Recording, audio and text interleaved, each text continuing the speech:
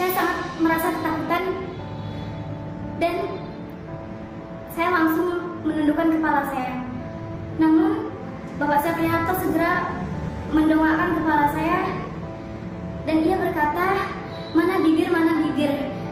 Setelah pelecehan seksual yang saya terima tersebut, saya mencoba untuk menghubungi salah satu dosen hubungan internasional untuk mengadukan kasus ini. Ia mencoba melakukan penekanan kepada saya untuk tidak memberitahu ketua jurusan tentang kasus ini. Ia mengancam saya dengan kata-kata seperti, jangan sampai gara-gara kasus ini Bapak Saprianto nanti bercerai dengan istrinya.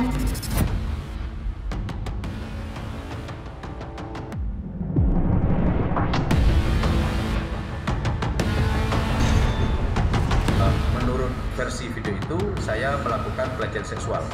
Demi Allah, demi Rasulullah, saya berani bersumpah muabalah kalau seandainya saya melakukan itu.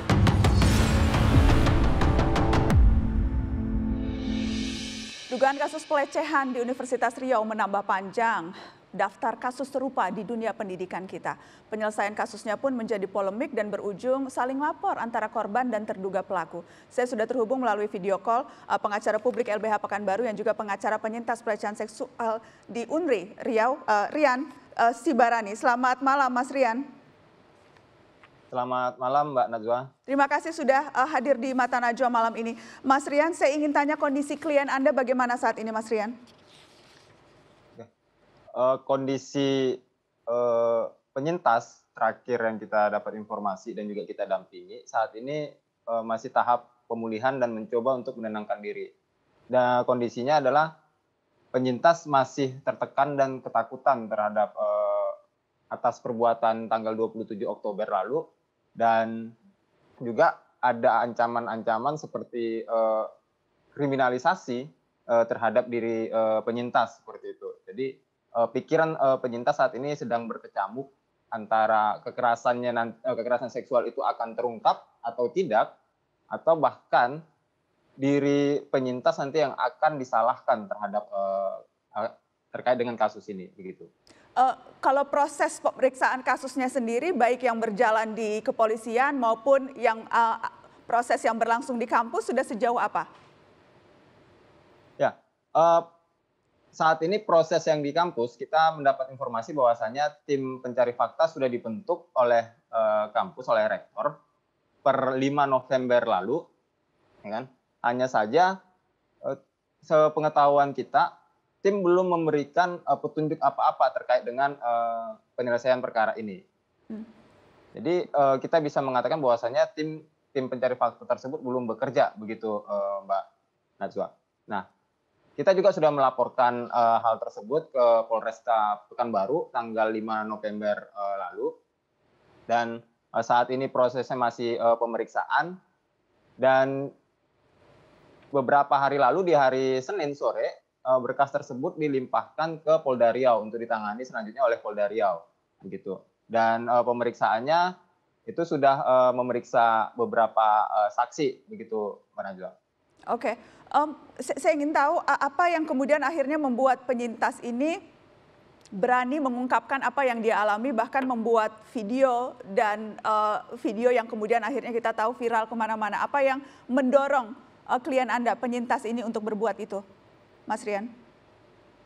Ya, sepasca kejadian di hari yang sama, penyintas menceritakan kejadian tersebut dengan beberapa kerabatnya dan juga keluarganya. Selanjutnya, keesokan harinya itu penyintas menghubungi sekretaris jurusan, menghubungi dosen untuk meminta bertemu ketua jurusan agar pembimbingnya itu diganti begitu. Nah, karena ada dan juga ingin membawakan kasus kekerasan seksual ini agar bisa diselesaikan oleh kampus begitu. Hanya saja ketika akan bertemu dengan ketua jurusan, sekretaris jurusan juga mencoba untuk membujuk penyintas agar tidak mengungkapkan kasus ini begitu. Meskipun pada akhirnya mereka bertemu dan juga dengan kerabat penyintas dengan sepupunya, akan tetapi ketua jurusan tidak memberikan tindakan apa-apa begitu, dan mencoba untuk bahkan pada pertemuan tersebut ketua jurusan dan sekretaris jurusan itu justru menertawakan korban penyintas begitu, karena ada bahasa yang justru menyudutkan penyintas begitu, Mbak Najwa. Selain yang tadi disebutkan bahwa tidak mendukung bahkan justru menertawakan, adakah misalnya upaya lain yang mungkin bisa masuk kategori upaya intimidatif yang dilakukan oleh pihak-pihak lain terhadap penyintas? Ya, ketua jurusan bahkan mempertanyakan kehadiran penyintas pada saat bimbingan, tidak membawakan SK pembimbing begitu. Nah, bahkan seolah-olah ini menyalahkan kenapa berani melakukan bimbingan tanpa membawa SK begitu, tidak fokus terhadap kasus kekerasan seksualnya begitu. Nah, itu justru mengarah ke penyalahan korban begitu. Itu Mbak Najwa. Oke, yang jelas kita tahu terduga pelaku bahkan akan melaporkan balik. Kita akan lihat cuplikan pernyataan terduga pelaku berikut ini. Saya ada 4 poin yang akan saya sampaikan. Pertama, saya tegaskan karena saya sudah dirugikan oleh beberapa oknum yang tidak bertanggung jawab itu terhadap saya, maka saya akan tuntut balik satu kepada admin Instagram Kumahi itu. Pertama, saya akan menggunakan jalur hukum, saya akan tuntut balik. Kedua, saya akan tuntut balik karena sumber awal dari persoalan ini adalah mahasiswi 2014. Maka saya akan tuntut balik persoalan ini ke anak tersebut. Ketiga, saya akan mencari aktor intelektualnya, siapa di belakang ini. Menuntut balik, kemudian juga meminta ganti rugi 10M. Dan mengaitkan bahwa ada aktor intelektual yang sengaja menyuruh begitu atau merekayasa kasus ini. Demikian yang disampaikan oleh terduga pelaku. Tanggapan Anda soal itu, Mas Rian?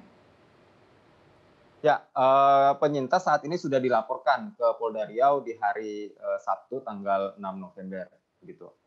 Nah, ternyata sehari setelah terduga pelaku menyampaikan tersebut, langsung dibuat laporan pencemaran nama baik melalui menggunakan mekanisme undang-undang ITE begitu. Nah, hanya saja yang perlu diketahui bahwasannya SKB 3 instansi yang ditandatangani oleh Menteri Kominfo, Kejaksaan Agung dan juga Kapolri itu menyatakan bahwasannya apabila sesuatu fakta itu sedang diproses secara hukum, maka itu harus dibuktikan kebenarannya. Nah, artinya saya pikir kepolisian juga cukup bijak memaknai substansi isi SKB tersebut, begitu. Nah, ini kita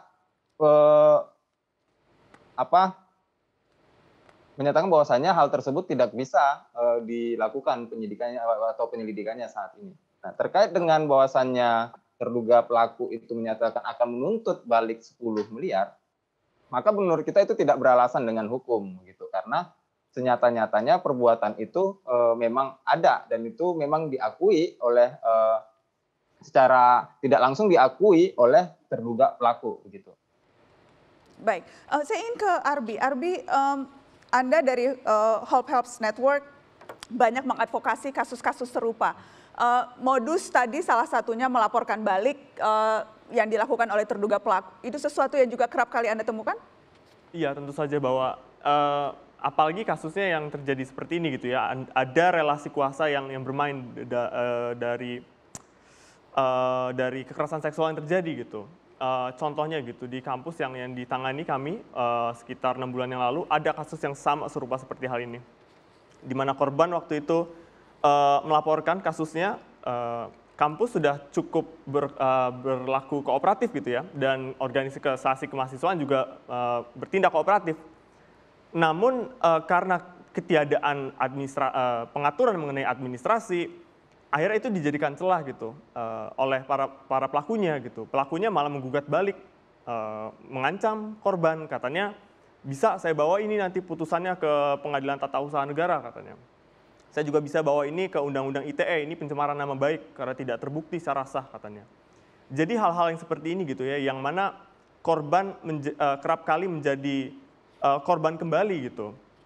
Karena ketiadaan kepastian hukum gitu. Itu hal yang miris dan masih terjadi gitu. Kami menangani hal seperti itu. Kepastian hukum dalam hal ini Anda bicara undang-undang yang sifatnya lebih umum atau apakah misalnya peraturan menteri yang dikeluarkan baru-baru ini itu bisa menjawab sedikit banyak dari persoalan yang biasanya Anda hadapi dalam advokasi? Tentu saja, menurut kami peraturan Permendikbud ini yang tahun 30 tahun 2021 ini menjadi angin segar sekali bagi kami gitu Mbak. Karena selama ini Hope Helps gitu ya, yang ada di kampus-kampus ini mau tidak mau harus menggunakan apa yang kita punya, yaitu SOP, peraturan rektor, atau misalkan kode etik yang sama sekali tidak bisa menggambarkan dan mengakomodasi kekerasan seksual gitu. Jadi selama ini ada kasus yang masuk, kita harus menggunakan kata-kata melanggar tata tertib, melanggar etika.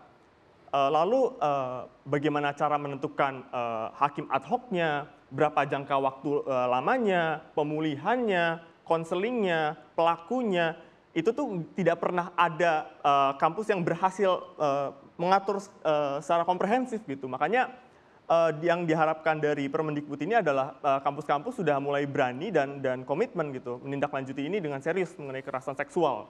Baik, tapi yang jelas memang Permendikbud ini ada pro kontra. Salah satu yang kemudian juga bersuara keras adalah yang saya undang malam ini dari IKADI. Setelah pariwara saya akan tanya apa perspektif Anda soal Permendikbud ini. Baik, terima kasih Mas Rian sudah berbicara di Mata Najwa malam ini. Kita akan dengarkan nanti jawaban Mas Menteri setelah pariwara. Tetap di Mata Najwa, kami kembali setelah ini.